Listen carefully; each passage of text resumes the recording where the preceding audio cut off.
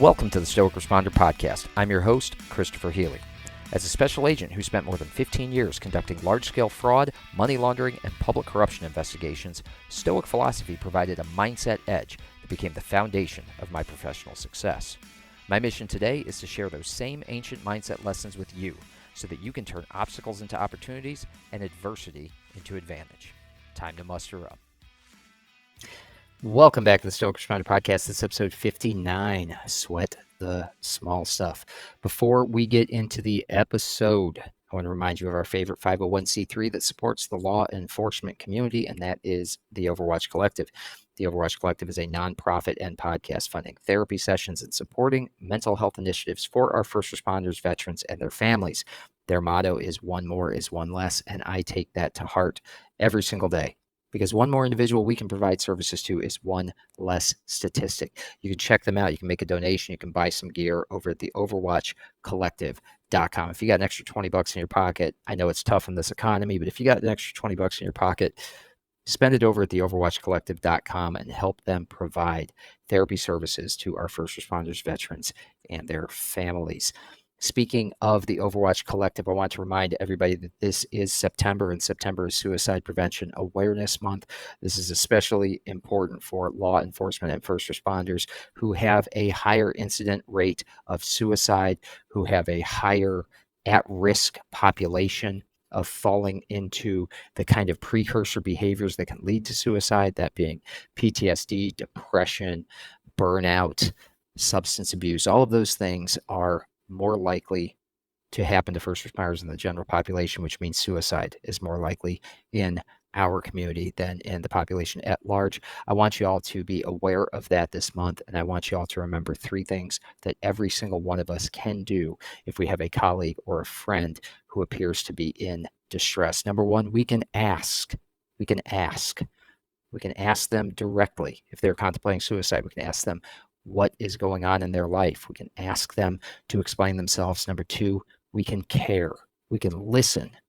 We can be that shoulder that they need. We can be that ear that they need. We can be that person that they need.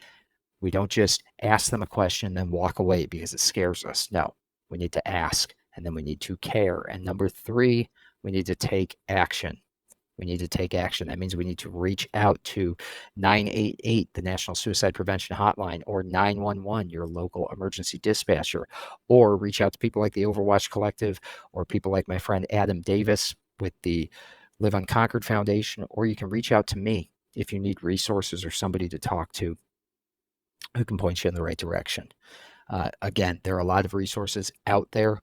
But if you are a first responder, you are on the line, you are talking to these other individuals in your department on a daily basis, you are going to see something, you need to act. Act. That means ask, care, and take action. That's the only way that we can stop suicide in its tracks. It's a preventable issue. We just have to be aware of the tools we have at our disposal to prevent it. So jumping into the episode, guys and girls. Today's quote is from Zeno. Zeno is, of course, the founder of Stoicism. He was a Greek merchant who shipwrecked, allegedly, and washed up ashore in Athens, where he started listening to philosophers and he started reading, the great Greek philosophers, and he realized and recognized that there was so much there for him to learn. And then he founded his own school of philosophy, which came to be known as Stoicism. So he's sort of the founder of this school. And he has this great quote. It's one of my favorites. It says, "Well-being is realized by small steps, but is truly no small thing." I don't know why that was so hard for me to say. Well-being is realized by small steps, but is truly no small thing. Now, I take this one to heart. This is something that I practice on a daily basis. If you follow me on Instagram over at team_Healy on Instagram, you can find me over there. Just look up my name or look up Team Healy. You're going to find me. I do a monthly challenge month after month where I will pick a hard thing and I will do it every single day for the course of the month, recognizing that wellness, well-being is realized again by small steps.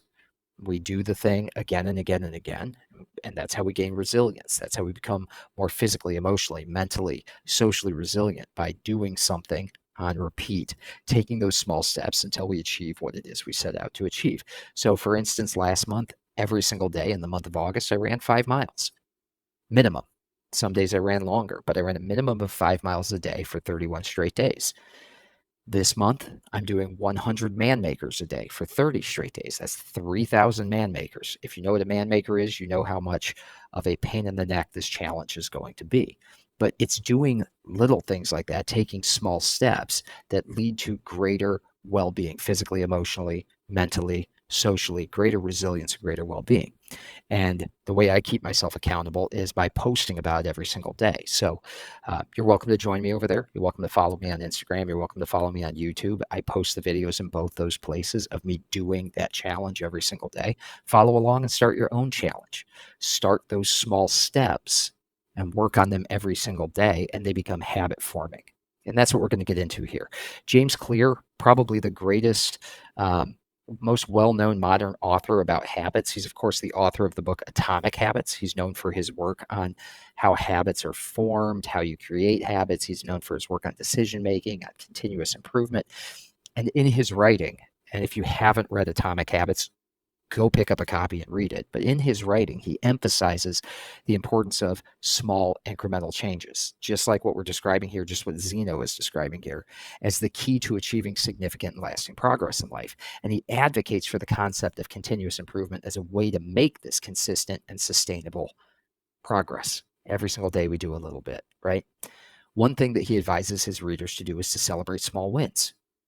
Embrace the power of habits. Learn from setbacks. Be patient. Be persistent. Be adaptable. Cultivate self-awareness. Focus on systems, not on goals. And along the way, celebrate your small wins. Celebrate when you've done, for instance, when I hit 100 miles last month, that was a big celebration. When I hit 10 days in a row, it was a big celebration. When I ran on a day when I didn't want to, I celebrated it as a small win of gaining resilience, right? You embrace the power of habits by leaning into them and celebrating your continual use of them. Clear suggestion is that we take charge of our lives and we make constant improvement by implementing successful routines. And it's shared by the Stoics, obviously by Zeno. Again, what did he say here? Well-being is realized by small steps, but is truly no small thing. Again, I don't know why I keep tripping over those words. They're not difficult. Well-being is realized by small steps, but is truly no small thing, right? Stoics saw the pursuit of virtue and the process of growth and development as a lifelong endeavor. They didn't think we would ever get there. They wanted us to be more perfect, but it was about the journey, not the destination, because who truly could become the ideal? No one. None of them acknowledged themselves as that ideal. They just were moving in that direction, constantly growing, constantly developing, constantly embracing the power of habits, constantly learning from their setbacks, constantly being patient and persistent, moving forward, finding an obstacle, working around it.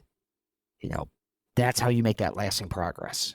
That's how you make that continuous improvement. That's how you cultivate that self-discipline, is by focusing on the system of improvement, not the end result of getting there, right? The end result takes care of itself.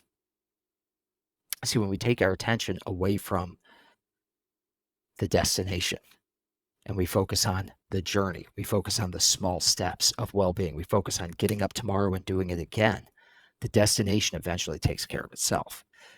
We'll get into this on another podcast, but this is very similar to the idea of process thinking, the idea that Nick Saban wrote an entire book about, the former Alabama and LSU coach. It was really embraced as well by Bill Belichick, the idea of process thinking, the idea that you take care of the 7 seconds in front of your face on the football field, because the average football play is 7 seconds long. I think, this episode is dropping on Wednesday. The football season starts tomorrow night. Those guys out on the field, they're taking it one play at a time.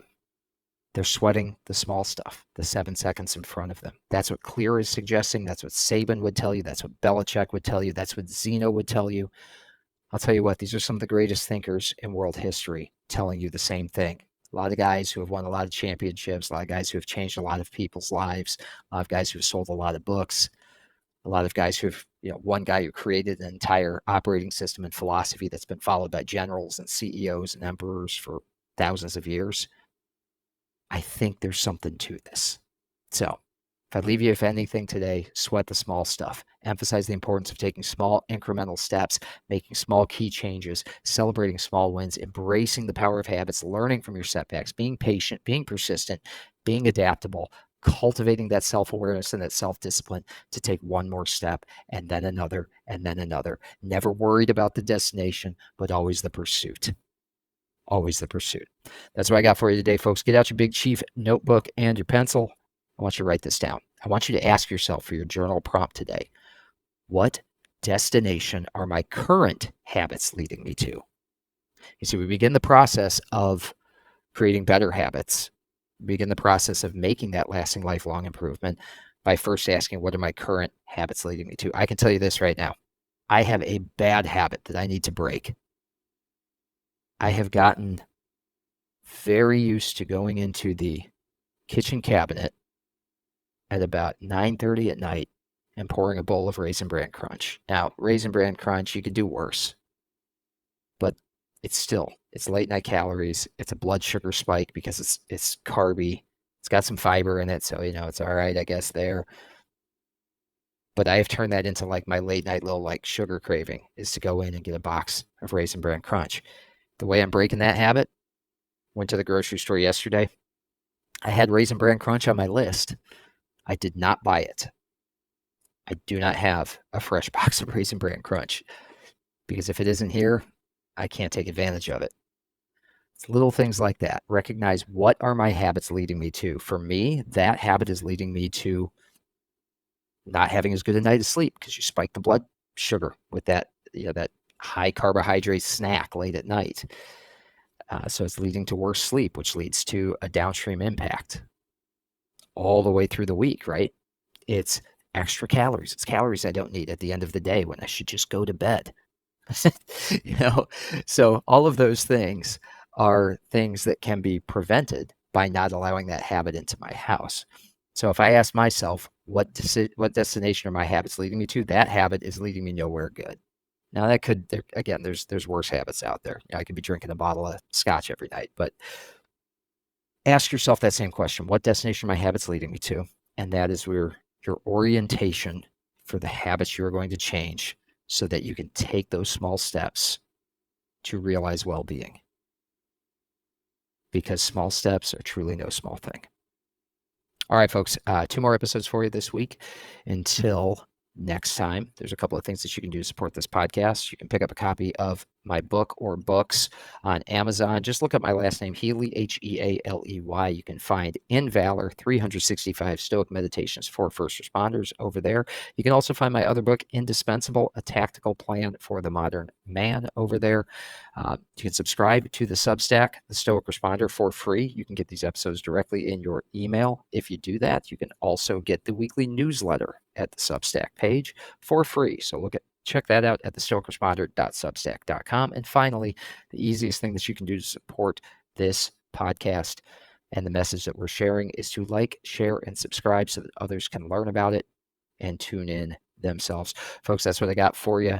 2 more episodes this week. Until next time, you are How to Roll. Thank you for listening. If you enjoyed this episode, please take a moment to subscribe, like, rate, and share this podcast so that we can spread the benefits of Stoicism to other first responders. It will only take you a few moments, but it can help us tremendously. Until next time, How to Roll.